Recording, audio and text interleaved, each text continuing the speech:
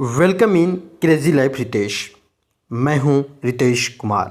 ज़िंदगी जीना आसान नहीं होता, बिना संघर्ष के कोई महान नहीं होता।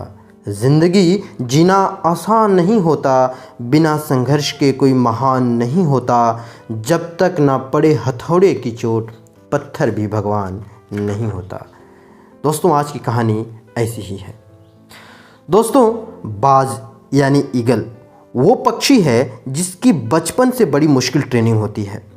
आमतौर पर पक्षियों के बच्चे जब पैदा होने के बाद कई दिनों तक रोटी के लिए चिचियाया करते हैं।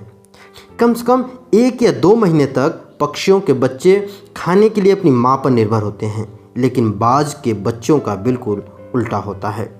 एक बाज का बच्चा जब पैदा होता है तभी से उसकी ट्रेनिंग शुरू हो जाती है, और ये ट्रेनिंग बहुत मुश्किल होती है।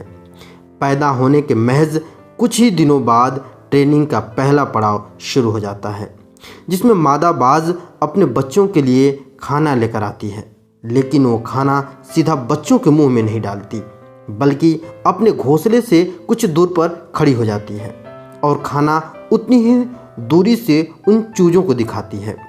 अब बच्चा भूखा होता है और उसे खाने की ज़रूरत होती है, इसलिए चूजे को अपना पूरा जोर लगाकर संघर्ष करते हुए घोंसले से बाहर निकलना ही पड़ता है। गिरते पड़ते उसे अपनी माँ की तरफ जाना ही पड़ता है, जहाँ वो खाना रखी होती है। इस संघर्ष में वो चूजा जख्मी भी हो जाता है, लेकिन मादा बाज का दिल नहीं पिघलता। वो तब तक घोंसले से दूर खड़ी रहती है जब तक चूजा उस तक नहीं पहुँच जाता।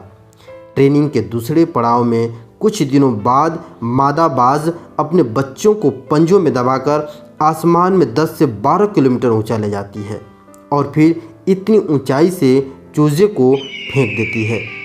ये उस चूजे की सबसे कठिन परीक्षा होती है। जैसे ही मादा बाज अपने चूजे को इतनी ऊंचाई से नीचे फेंकती है, बच्चा तो जैसे लोटपोट होते हुए नीचे गिरने लगता है।